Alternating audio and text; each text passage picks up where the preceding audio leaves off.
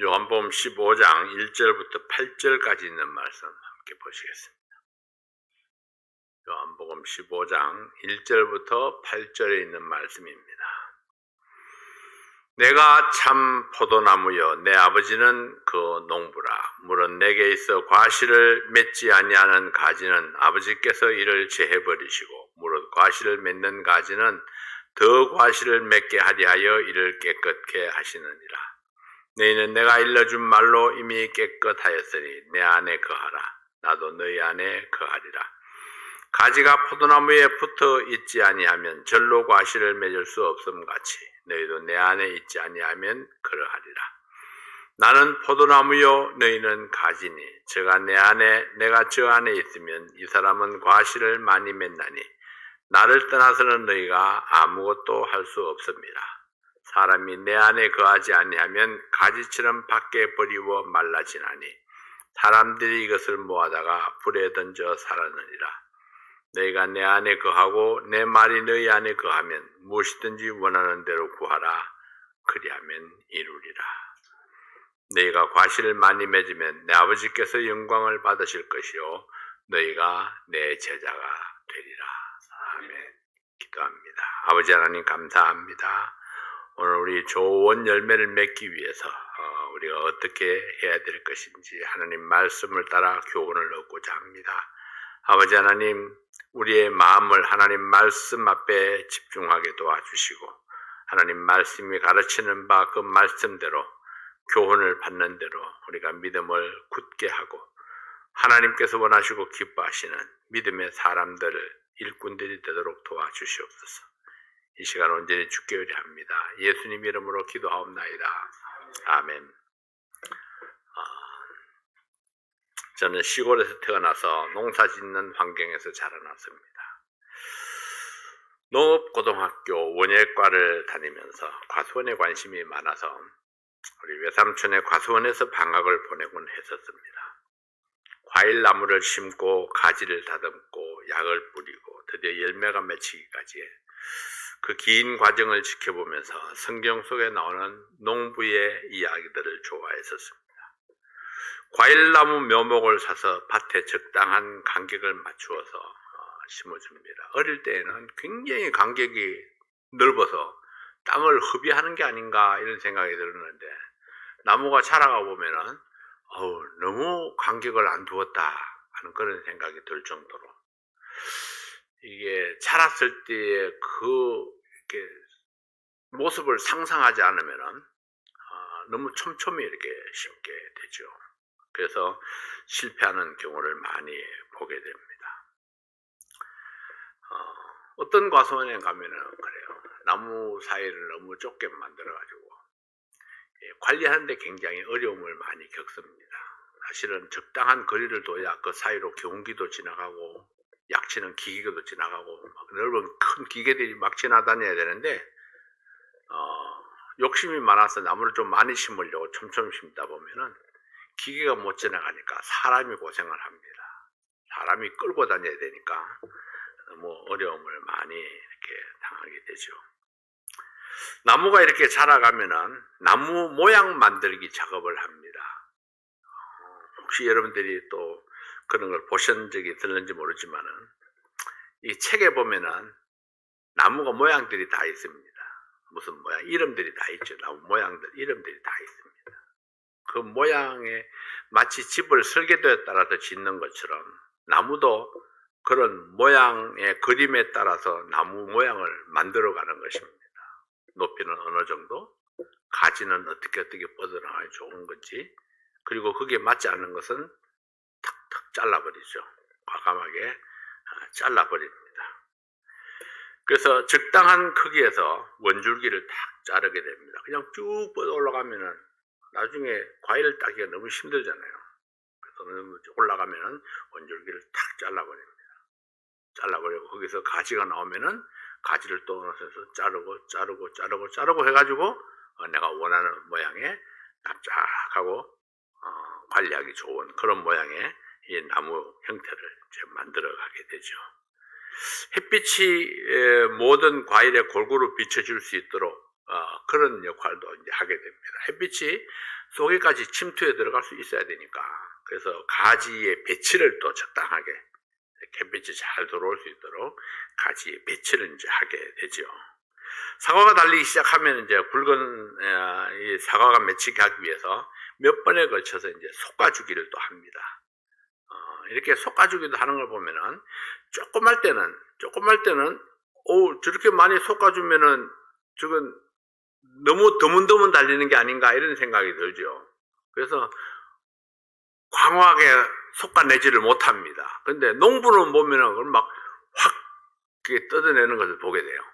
근데 나중에 사과가 이렇게 커서 보면은 그렇게 촘촘히 이렇게 달리게 됩니다.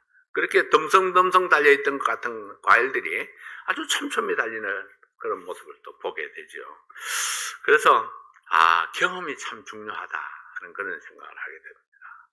그래서 장성했을 때에 크게 굵게 되었을 때의 모습을 보지 못하면은 조그말 때는 그런 것들을 따내는 것이 굉장히 이제 어렵게 된다는 거죠. 그래서 사과가 굵어지기 시작하면은 연약한 가지는 받침대를 세워서 또 가지를 보호해 줍니다. 이게 과일에 무게가 있으니까 가는 가지는 또 받침대를 받쳐줘야 되죠. 병충해를 방지하기 위해서 때를 따라 약을 뿌려줍니다. 이제 사과에 가을에 사과를 수확하고 나면은 겨울이 오기 전에 또 가지치기를 하죠. 과수원에 사실은 약을 굉장히 많이 칩니다. 거의 뭐 일주일에 한 번씩 약을, 어떤 때는 일주일에 한 번씩 약을 막 치죠. 거기다가 또 비가 오면 식혀 나가니까 약이 이 사과에 달라붙도록 이렇게 전착제라고 이렇게 약을 달라붙는 약도 막 섞어서 그렇게 치게 됩니다. 이렇게 생각하면요, 그 약이 굉장히 독합니다. 그래서 저런 사과를 과연 나중에 먹고 괜찮을까 이런 생각을 하게 되죠. 그래서 사람들은 사과를, 과일을 반드시 깎아서 먹어야 된다 뭐 이런 이야기를 하고 깨끗이 씻어야 된다 이런 이야기를 하는데요. 근데 실상은 다 의미 없는 겁니다. 하나님께서 사과를 그렇게 허술하게 만들지 않았어요. 그래서 어느 정도 시기가 지나면은 그 사과 자체에서 이미 그 농약의 독성을 다 해소해 버립니다. 시간이 지나면은 그 독성을 다 해소해 버리죠. 바깥에 이제 씻어내는 것은 전착제 때문에 묻어 있는 얼룩얼룩한 것들, 그런 것들은 우리가 좀 씻을 필요가 있죠. 그래서 바깥에 묻어 있는 그런 오물과 같은 것이니까 깨끗이 씻어낼 필요가 있습니다. 그래서 저는 그런 과정들을 이렇게 쭉 보면서 공부하면서 자랐기 때문에 어떤 사과를 농약의 뭐 위험성 때문에 뭐 이런 생각을 전혀 가지지 않습니다. 열심히 그냥 겉만 닦아가지고 열심히 그렇게 많이 먹었어도 지금까지 농약의 해가 별로 내 몸속에 남아있지 않은 걸 보면은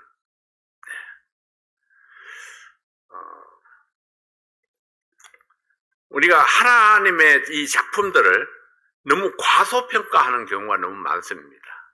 사실 하나님께서는 완벽하게 이 모든 것들을 다 예상하고 창조를 해놓으셨는데 사람이 너무 하나님의 작품을 과소평가해가지고 더 완벽하게 뭔가를 하려고 하는 그런 경우들을 많이 보게 되죠. 오늘 본문 말씀을 보면은 인생을 경작하는 농부에 대해서 말씀합니다. 인생 경작. 하나님께서 이 세상에 포도원을 만드시고 하나님 자신이 친히 포도원의 농부가 되셨다고 말씀을 합니다. 하나님께서는 참 포도나무 되시는 예수 그리스도를 이 땅에 심으셨습니다. 그리고 그의 백성들이 이 참 포도나무의 가지에 접붙임되어서 아름다운 열매를 맺게 되기를 바라셨습니다. 물론 예수님 이전에 이스라엘이라는 이 하나님의 후손이라는, 이 아브라함의 후손이라는 그런 유대 민족이라는 포도나무를 하나 딱 심어 놓으셨죠. 이사야 5장 1절부터 4절까지 있는 말씀을 봅니다. 이사야 5장 1절부터 4절까지 있는 말씀입니다. 내가 나의 사랑하는 자를 위하여 노래하되 나의 사랑하는 자의 포도원을 노래하리라. 나의 사랑하는 자에게 포도원이 있으며 심히 기름진 땅에로다. 땅을 파서 돌을 제하고 극상품 포도나무를 심었도다. 그 중에 망대를 세웠고 그 안에 술터를 팠었도다. 좋은 포도 맺기를 바랐더니 덜 포도를 맺혔도다. 예루살렘 거민과 유다 사람들아 구하노니 이제 나와 내 포도원 사이에 판단하라. 내가 내 포도원을 위하여 행한 것 외에 무엇을 더할 것이 있었으랴. 내가 좋은 포도 맺기를 기다렸거늘 덜 포도를 맺힘은 어찌민고. 하나님께서는 이 아름다운 세상을 창조하시고 에덴 동산에 아담과 하와를 지으시고 그들을 통해서 아름다운 열매를 맺게 되기를 바라셨습니다. 기름진 땅, 완벽한 환경에 하나님의 보살핌으로 아침 저녁으로 함께 했었습니다. 자, 4절 말씀을 보면요. 내가 내 포도원을 위하여 행한 것 외에 무엇을 더할 것이 있었으랴. 내가 좋은 포도 맺기를 기다렸거늘 덜 포도를 맺히면 어찌민고 했습니다. 하나님의 포도원을 위해서 아무것도 더할 것이 없을 정도로 최고를 하나님께서 제공하셨다는 것입니다. 최고의 제공을 다했습니다. 완벽하게 만들었습니다. 그러나 아담과 하와는 하나님의 기대를 저버리고 하나님을 거역하고 죄의 열매를 맺었습니다. 하나님의 실망과 탄식하는 음성을 들을 수 있습니다. 내가 좋은 포도 맺기를 기다렸거늘 덜 포도를 맺힘은 어찌민고. 거룩하신 하나님은 범죄한 그들을 에덴 동산에 둘 수가 없어서 에덴 동산에서 쫓아냈습니다. 아담과 하와가 어떻게 하나님을 거역했나요? 그들은 하나님의 경고를 무시하고 자기 욕심을 따라 행함으로 하나님의 말씀을 거역했습니다. 하나님을 거역한 그들은 그 마음의 평강을 잃어버리고 두려움으로 가득하게 되었습니다. 그래서 하나님께서 그들을 부르셨을 때에 내가 두려워하여 숨었나이다. 그렇게 고백했던 것입니다. 내가 두려워하여 숨었나이다. 그 이제는 하나님을 두려워하지 않았습니다. 하나님과 더불어서 정말 다정한 그런 사랑 넘치는 그런 교제를 나누었던 그들이었죠. 그러나 그들이 범죄하고 난 후에는 아담아 아담아 이렇게 부르실 때에 예전 같으면은 제가 여기 있습니다 하고 팔딱 뛰어나왔을 텐데 내가 두려워하여 숨었나이다. 그렇게 고백을 합니다. 자기 생각을 고집한 결과 이들에게는 악한 열매가 맺혔습니다. 이들 부부는 그렇게 다정했던 관계였는데 죄가 들어오자 서로 원망하고 핑계하고 대적했습니다.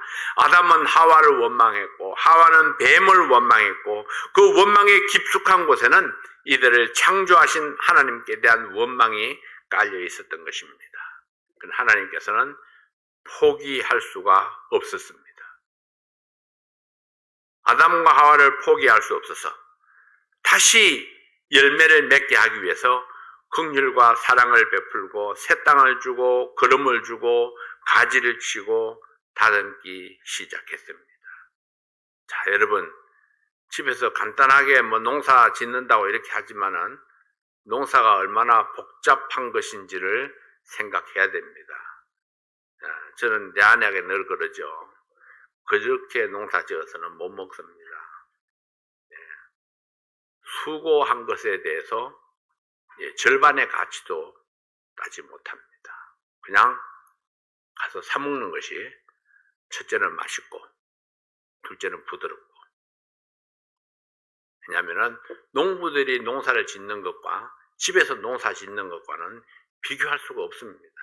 이게 전문가와 비전문가의 차이죠. 그냥 심어놓으면 다 되는 것이 아니라는 것입니다.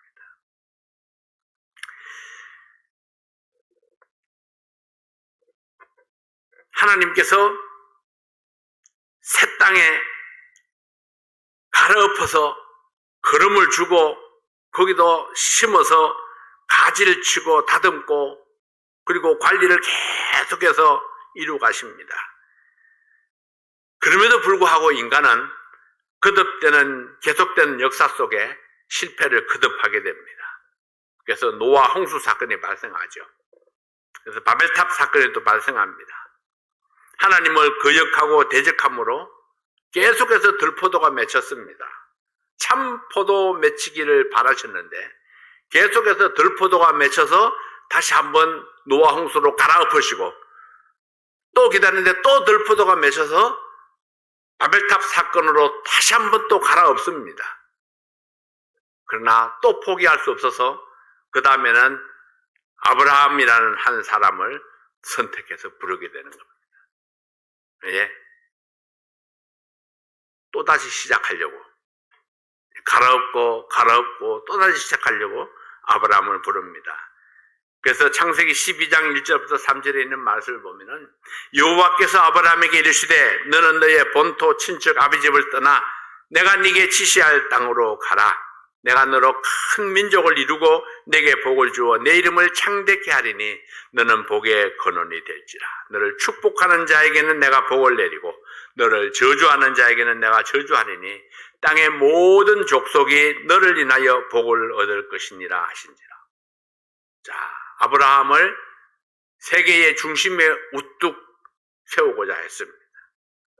너를 인하여 복을 얻고 너를 축복하는 자에게는 복을 내리고 너를 저주하는 자에게는 저주를 내린다. 아담이 세계 모든 사람들의 축복의 중심에 딱 서게 되는 것입니다. 그렇다면은 하나님의 복을 받기 위해서는 아담같이 살아야 합니다. 아담이 복의 중심에 있으니까 아담처럼 살아야 돼요. 아브라함처럼 살아야 되는 거예요. 아브라함이 중심에 있으니까 아브라함처럼 살아야 되는 겁니다. 하나님께서 한 사람 아브라함을 통해서 모든 인류가 복을 받고 참 포도를 맺게 되기를 원하셨습니다.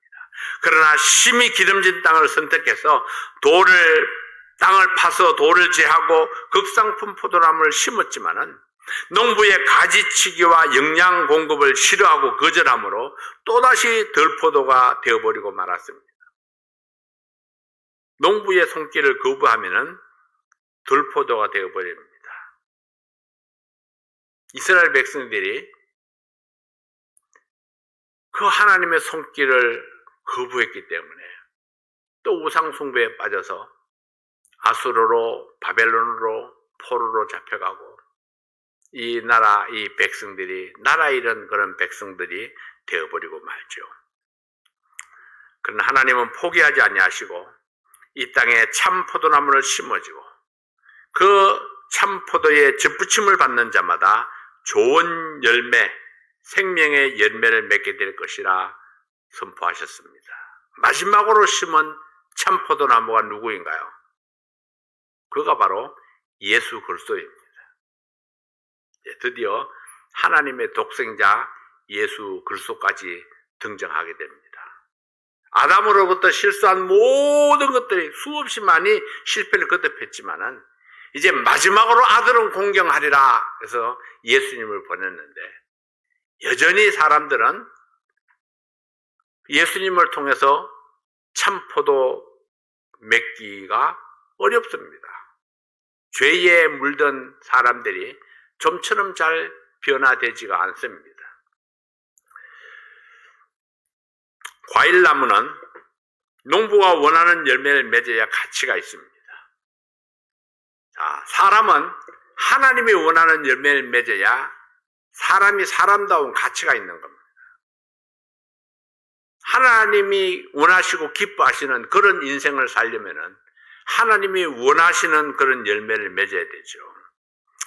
봄이 되어 꽃이 피고 작은 열매가 맺히면 농부는 좋은 열매를 거두기 위해서 손질을 시작합니다. 우선 연약한 열매를 따서 버립니다. 다른 열매에 악한 영향을 주는 열매를 솎아냅니다. 병든 열매를 따내서 버립니다. 병든 가지도 잘라버립니다. 약을 뿌리고 벌레를 잡고 드디어 때가 되면 아름다운 열매가 맺히게 됩니다. 그래서 봄부터 가을까지 농부의 손길이 쉴 틈이 없습니다. 계속해서 이 과수원의 농부의 손길이 쉴 틈 없이 계속 보살피게 되죠. 자, 이와 같이 하나님께서 하나님의 포도원을 위해서 하나님의 백성들을 위해서 매일 매순간 우리를 지켜보시고 보살피시고 우리의 잘못된 것을 고치기 원하시고 또 부족한 어떤 부분은 보충하기 원하시고 그리고 병든 것들은 잘라내고 차단하기를 원하시고 어찌하든지 좋은 열매 맺는 그런 성도가 되게 하기 위해서 끊임없이 노력하시는 농부의 손길, 하나님의 손길을 우리가 기억할 수 있어야 할 것입니다.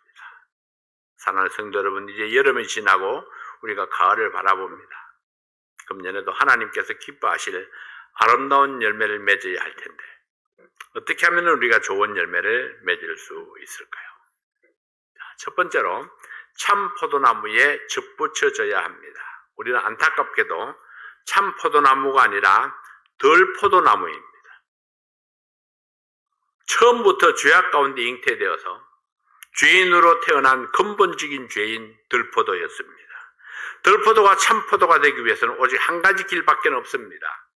덜포도 가지를 탁 잘라서 참포도나무에 접붙이는 것입니다. 요한복음 15장 5절 말씀에 보면은 15장 5절입니다. 나는 포도나무요 너희는 가지니 내가 저가 내 안에 내가 저 안에 있으면 이 사람은 과실을 많이 맺나니 나를 떠나서는 너희가 아무것도 할 수 없습니다. 예수님은 포도나무, 우리는 가지. 가지가 원줄기에 붙어 있을 때 그때의 생명이 있습니다. 가지가 원줄기에서 분리되면 어떤 특별한 조치를 취해도 가지는 말라 죽을 수밖에 없습니다. 이것은 누구나 다 알고 있는 일반적인 진리입니다. 그러나 예수님과 사람의 관계에 있어서는 이 진리를 자주 잊어버리거나 또는 인정하지 않습니다. 그래서 주님을 떠나서 자기 열심으로 하나님이 기뻐하시는 열매를 맺으려고 시도하는 사람들이 많습니다. 그러나 주님께서 분명하게 말씀하셨습니다. 나를 떠나서는 너희가 아무것도 할 수 없습니다. 열매를 잘 맺는 비결의 첫 번째 조건은 참 포도나무이신 예수님께 잘 붙어 있어야 합니다. 잘 붙여진 가지는 원줄기와 하나가 됩니다. 내가 예수 안에, 예수님이 내 안에, 예수님과 내가 하나가 될 때에 주님께서 기뻐하시는 영적인 열매를 맺게 되는 것입니다.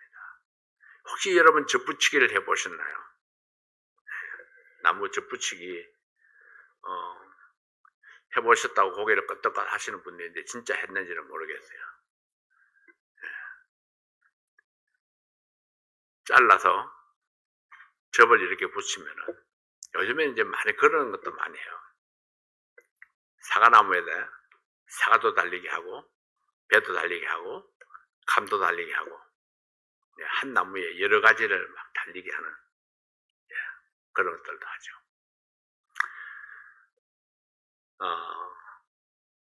접붙이는데 가장 중요한 것은요, 수맥을 잘 연결하는 것입니다.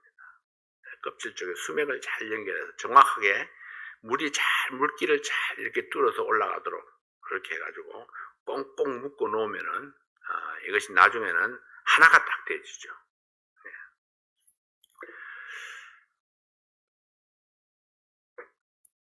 잘 붙여진 가지가 원줄기와 하나가 되면은 그때에 우리가 드디어 그 가지에서 내가 원하는 열매를 맺게 되는 것입니다. 내가 예수 안에, 예수님이 내 안에, 예수님과 내가 하나가 될 때에 우리가 주님께서 기뻐하시는 영적인 열매를 맺을 수 있습니다. 참포도나무에 붙여져서 뿌리로부터 물과 영양을 공급받습니다. 그러나 물길이 막히면은 가지는 죽어버립니다. 그래서 열매를 맺을 수가 없습니다. 성경이 말하는 기독교, 성경이 말하는 믿음, 성경이 말하는 순종, 이 모든 말씀의 포인트가 무엇입니까? 성경이 말하는 성도의 삶을 살기 위해서 가장 중요한 것은 예수님의 생명과 연결되어 있는 것입니다. 예수님께로부터 생명의 힘을 공급받아야 합니다. 내 삶이 예수님께 붙어 있지 아니하면은 결코 좋은 열매를 맺을 수가 없습니다. 참 포도나무 되시는 예수 그리스도와 하나가 되어서 주님께서 기뻐하시는 열매를 맺는 성도 여러분들이 되시기를 바랍니다. 두 번째는 소통이 잘 되어야 됩니다. 요한복음 15장 6절 7절 말씀해 보면은 사람이 내 안에 거하지 아니하면 가지처럼 밖에 버리고 말라지나니 사람들이 이것을 모아다가 불에 던져 살아나니라. 너희가 내 안에 거하고 내 말이 너희 안에 거하면 무엇이든지 원하는 대로 구하라. 그리하면 이루리라. 예수 안에 거한다는 것은 예수 안에서 살아간다는 뜻입니다. 예수 안에서 산다는 것은 예수님과 함께 숨쉬고 예수님과 함께 먹고 마시고 예수님과 함께 생활한다는 뜻입니다. 예수님은 참 포도나무요, 우리는 그 가지요. 하나님 아버지는 농부라 말씀하셨습니다. 참 포도나무인 예수님을 영접함으로 포도나무 원줄기에 접붙임 바 되었습니다. 그러나 계속해서 포도나무에 연결되어 있지 아니하면은 그 가지는 원줄기로부터 영양과 물을 빨아올릴 수가 없습니다. 물과 영양이 공급되지 아니하면은 줄기는 자라날 수 없습니다. 그래서 식물들의 광합성 과정을 생각해 보면은 소통이 얼마나 중요한가를 이해할 수 있습니다. 자, 광합성이라는 말을 여러분 들어보셨나요? 광합성은 생물이 빛을 이용해서 양분을 스스로 만들어가는 과정으로 물과 이산화탄소를 재료로 해서 포도당과 산소를 생성하게 됩니다. 이렇게 만들어진 포도당은 일부는 열매를 만드는 데 사용하고 또 일부는 녹말의 형태로 저장되는데 이 줄기를 통해서 뿌리로 내려가서 나무를 자라게 하는 영양소로 사용되기도 합니다. 자, 복잡한 과정을 다 설명할 수는 없지만은 모든 열매는 작은 가지에 달립니다. 가장 작은 가지에 달리죠. 네, 이렇게 막 팔도만한 굵은 가지에 사과가 이렇게 또 달려 있지 않습니다. 마지막에 있는 작은 가지에 과일이 이렇게 달리게 되죠. 그 가지의 잎에서 광합성을 하게 되는 것입니다. 광합성에 필요한 요소가 첫째는 태양에너지, 둘째는 물, 셋째는 이산화탄소입니다. 뿌리로부터 물이 공급되어야 합니다. 그리고 태양으로부터 에너지가 공급되어야 하고 이산화탄소를 이용해서 광합성을 해서 포도당을 만들어냅니다. 뿌리에서 물은 많이 공급되는데 태양 에너지가 부족하면은 과일의 단맛이 부족하게 됩니다. 그래서 비가 많이 오게 되면은 과일이 맛이 없죠. 닝닝하게 돼버립니다. 싱겁게 돼버립니다. 뿌리에서 물은 많이 올라오는데 빛이 이 태양 에너지가 약하니까 이 포도당을 만드는 데에 실패하게 되는 겁니다. 그래서 비 오는 날이 많으면은 과일이 달지 못합니다. 또한 물이 충분히 공급되지 않으면은 과일이 익기 전에 떨어지거나 과일이 작아질 수밖에 없습니다. 좋은 열매를 위해서는 하나님이 보내주시는 빛의 에너지가 반드시 필요하고 뿌리에서 올라오는 물이 필요합니다. 물은 원줄기를 통해서 전달되기 때문에 가지가 원줄기에 붙어 있지 아니하면 태양은 오히려 가지를 죽게 하고 말려버리가 많은 것입니다. 식물들은 낮에는 광합성을 위해서 이산화탄소를 이렇게 빨아들이죠. 이산화탄소에 있어야 광합성을 하니까 이산화탄소를 빨아들이고 산소를 배출합니다. 공기 중에서 이산화탄소는 빨아들여서 사용하고 산소는 뿜어내죠. 그래서 숲속에 가면은 낮에는 상쾌하고 건강에 좋습니다. 그렇지만은 빛이 없는 밤이 되면은 식물은 반대로 광합성을 중단합니다.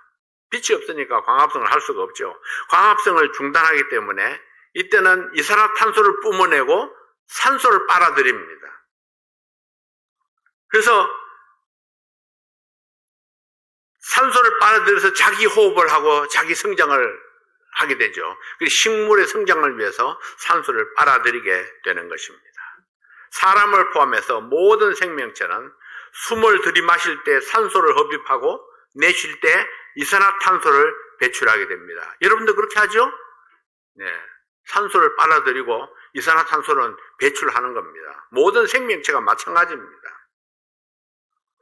그래서 낮에 숲에서 산책을 하는 것은 좋지만은 밤에 집안에 식물이 많은 것은 사람에게 필요한 산소를 식물이 빼어서 가버립니다. 사람이 마셔야 될 산소를 식물이 뺏어가 버리고 사람에게는 이산화탄소를 막 뿜어내죠. 그래서 집안에 식물이 많으면은 보기는 아름다운 것 같지만은 사실은 사람의 건강에는 별로 좋지 않습니다. 물론 건강하고 힘이 있을 때는 문제가 되지 않습니다. 그러나 연약한 사람이 있을 때는 식물 하나라도 문제가 될 수 있는 겁니다. 왜냐하면은 내가 공기에 조금이 그냥 아쉬운 상태인데 그걸 식물이 뺏어가 버린다고 생각하면요, 사람마다 식물이 더 힘이 있거든요. 이 생명체가 굉장히 힘이 있습니다. 사람이 연약할 때는 식물에게 지는 거예요. 좋은 것을 식물에게 뺏겨버리고 마는 겁니다. 한국에는 베란다가 있어가지고 문제가 없어요. 베란다가 이 창문이 하나 있고 그 바깥에 베란다가 있어가지고 여기다 이제 그 화초를 이렇게 많이 심잖아요. 근데 미국 집은 베란다가 없어요. 대개가 그냥 거실 안에다가 다 이렇게 식물들 잔뜩 놓잖아요. 그러면은 이게 사람들에게 직접적인 영향을 미치게 되는 겁니다. 아, 우리는 끄떡없어. 다 건강하니까 괜찮죠. 근데 내가 병들었을 때, 몸이 연약할 때, 쇠약할 때, 그때는 이런 것들이 다 치명타가 되어질 수 있다는 것. 이건 뭐 저도 학자들이 써놓은 글을 통해서 아는 거니까 경험은 잘 모릅니다. 아직 안 죽었잖아요, 제가. 죽지 않았으니까 잘 모릅니다. 어쨌든 이론적으로는 그렇다는 거죠. 저도 이제 그런 학교에 다니다 보니까 그렇게 이제 공부를 하게 되고 이런데 이제 관심을 가지게 될 수 있었던 거죠. 오늘의 중요 포인트는 뿌리와 가지를 오고 가는 통로입니다. 뿌리와 가지를 오가는 통로.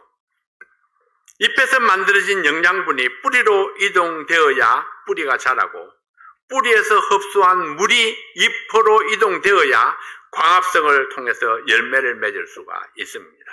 그러므로 좋은 열매를 위해서 잎은 매일매일 뿌리로부터 물을 공급받아야 합니다. 이 소통이 막혀버리면 더 이상 열매를 맺을 수가 없습니다. 주님께서는 하나님과 우리 사이에 중보자라 했습니다. 우리의 기도와 소원을 하나님께 전해주시고 하나님의 능력을 우리에게 공급해 주시는 일을 하고 있습니다. 이것을 모르는 사람은 아무도 없지만은 예수님께로부터 매일매일 공급받아야만 풍성한 삶을 살 수 있다는 사실은 자꾸자꾸 잊어버리게 되는 거죠. 그래서 예수님과의 소통, 우리가 이것이 얼마나 우리에게 중요한 것인가 하는 것들을 우리가 잊지 말아야 할 것입니다. 소통이 중요합니다.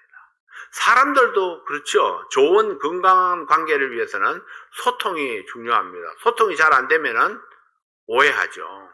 소통이 잘 안 되면은 유 집사님이 나를 보고 이 눈을 이상하게 치게 뜨는데 왜 그랬을까?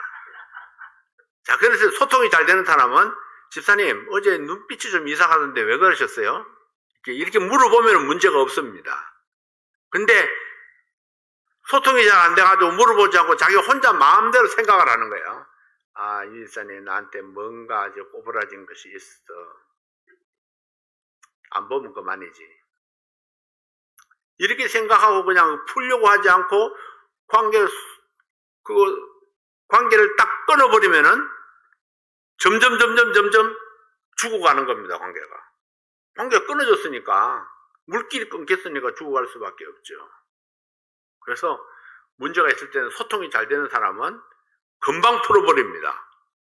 나 그거 섭섭했는데, 그거 잘못됐는데, 내가 미안한데, 죄송합니다. 이렇게 하면 쉽게 풀릴 것들인데, 소통이 안 되면은 쉽게 풀어질 수 있는 것이 어렵게 막 맺히고 꼬이고 해가지고 썬뿌리만 잔뜩 남아있게 되는 거죠. 그래서 사람 사이에도 소통이 중요한데 하나님과의 사이, 이거는 말할 것도 없습니다. 하나님과 우리 사이에 소통이 잘 이루어지지 않으면은 하나님께서 예배하신 그 모든 축복이 하나도 내게 전달이 되지 않습니다. 그리고 내가 하나님께 말씀드려야 될 그 수많은 것들이 전달되지 않습니다. 그럼 나는 하나님의 도움이 많이 필요한데 내 필요한 그 물품 주문서가 하나님께 전달이 되지 않는 거예요. 주문이 전달되지 않으니까 하나님이 공급을 안 해주시죠. 그래서 여러분, 이 주문서를 작성하는 것도 중요하지만은 그걸 전달을 또 잘 해야 되는데, 결국 하나님과 소통이 잘 돼야 우리의 주문서가 전달이 되지고 하나님께서 공급해 주셔서 원활한 그런 관계가 계속 발전되어 갈 수 있는 것입니다. 자, 세 번째로는 적절한 관리를 받아야 합니다. 좋은 열매를 맺기 위해서는 적절한 일조량이 필요합니다. 햇빛이 쪼여지는 것이 필요하죠. 비 오는 날이 많으면 농사는 흉작입니다. 때때로 우리는 맹물 같은 수박을 먹는 경우가 있습니다. 태양빛이 적절하게 비춰주지 못하면 열매는 익기 전에 떨어져 버립니다. 태양에서 가려워진 나무는 좋은 열매를 맺을 수 없습니다. 그래서 빛이 잘 들지 않으면 음지에 있는 나무들은 이끼가 많이 끼게 되고 좋은 과일을 맺지를 못하죠. 그래서 농부는 모든 과일이 태양빛을 적절하게 받을 수 있도록 하기 위해서, 그래서 가지치기와 나무 모양 만들기를 하는 겁니다. 어디에 햇빛이 비쳐도 속에까지 햇빛이 들어갈 수 있도록 하기 위해서 나무를 이렇게 퍼지게, 사방으로 퍼지도록 가지 조정을 이렇게 하죠. 이 나무 가지들이, 과수원에 있는 나무 가지들이 그냥 아무렇게나 자기 마음대로 자란 게 아닙니다. 농부가 마음에 안 드는 가지는 딱딱 잘라버리고 자기가 필요한 부분만 가지를 남겨두어서 자기가 원하는 나무 모양을 이렇게 만들어 놓는 것은, 그것은 다 약치기 좋도록 하기 위해서, 그리고 햇빛이 골고루 잘 비치게 하기 위해서, 이 두 가지 목표를 가지고, 그리고 이제 과일을 수확할 때도 마찬가지로 너무 높으면은 과일을 딸 수가 없습니다. 그래서 수확하고 이런 모든 관리를 위해서 나무 모양을 적절하게 이렇게 만들게 되는 거죠. 생명이 있는 식물은 태양을 향해서 뻗어갑니다. 모든 화초들이 태양이 있는 쪽으로 가지들이 뻗어나가는 모습을 여러분들이 집에서도 관찰할 수 있을 것입니다. 생명이 있는 성도, 열매 맺기 원하는 성도는 하나님을 앙망해야 된다, 이렇게 말씀을 했습니다.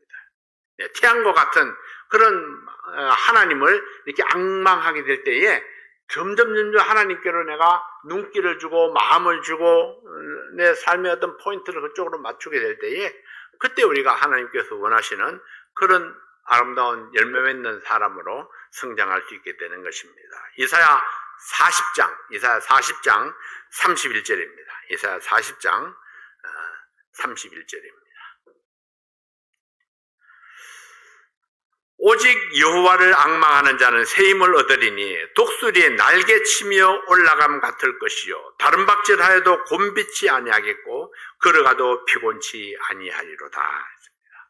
사랑하는 성도 여러분, 하나님께서 자신을 드러내는, 하나님 앞에 자신을 드러내는 성도가 되시기 바랍니다.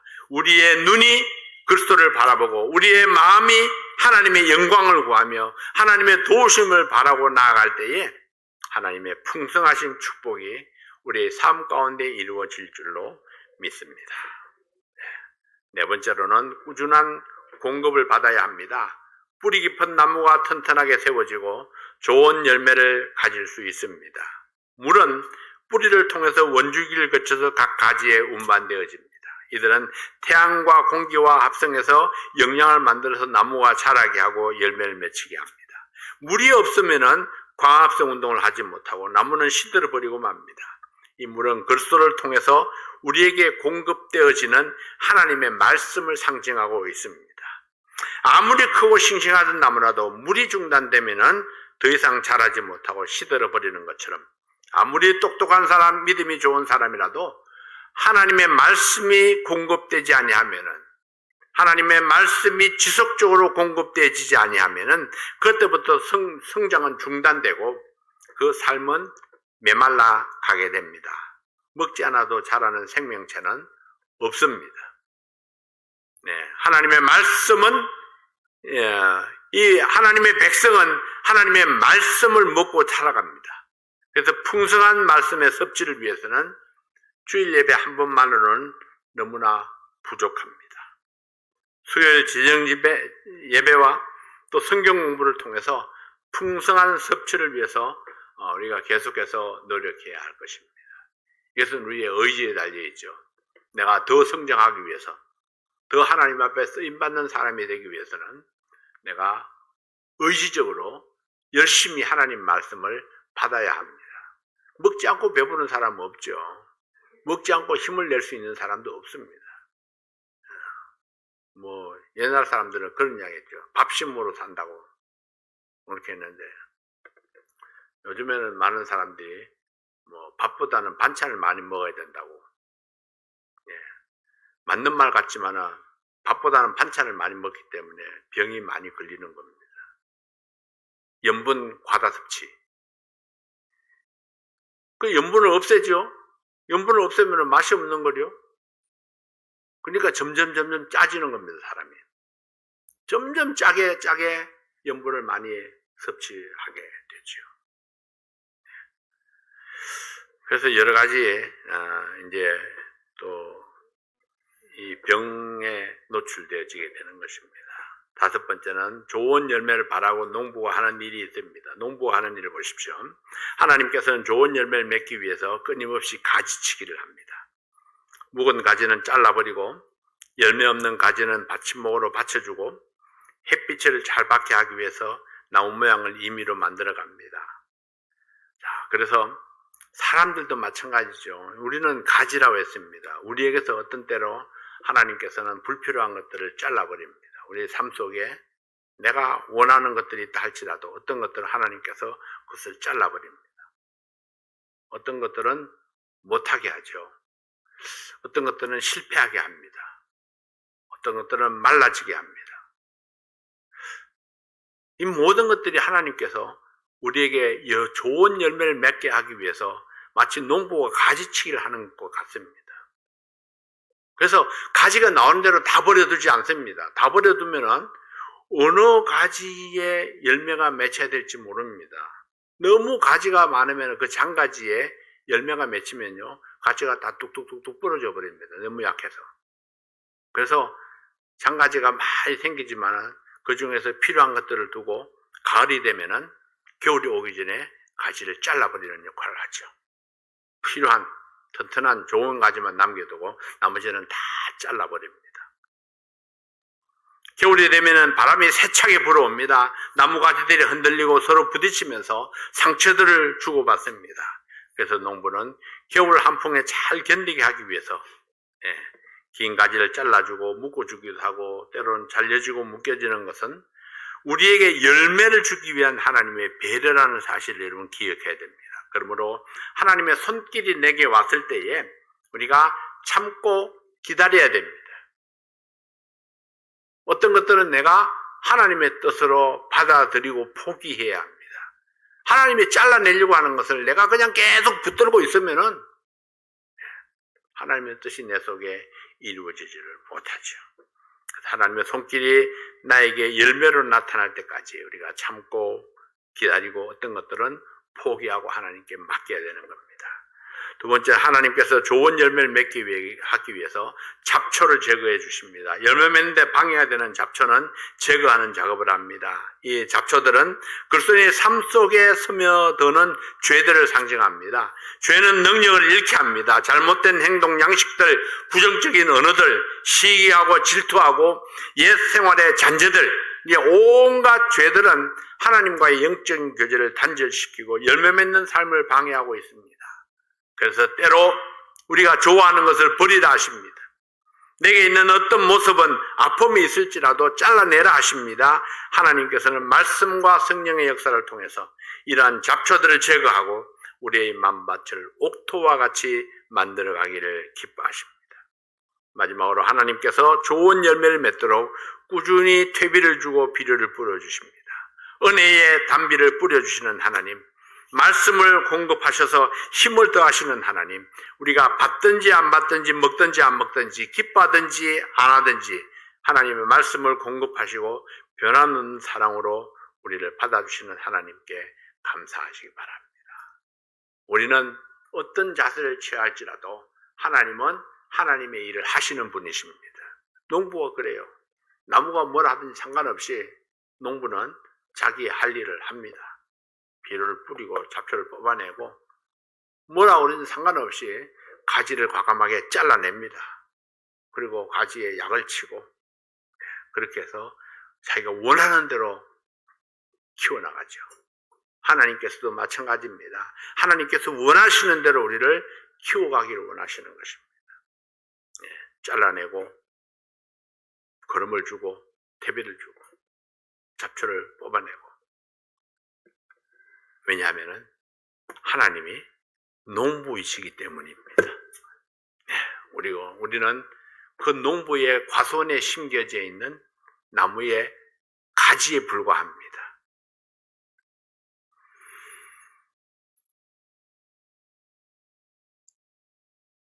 우리 하나님께서 기뻐하시는 그런 열매를 맺음으로 우리의 삶이 하나님 앞에 쓰임받는 그런 우리의 삶이 될 수 있기를 바랍니다. 기도하겠습니다. 아버지 하나님 감사합니다.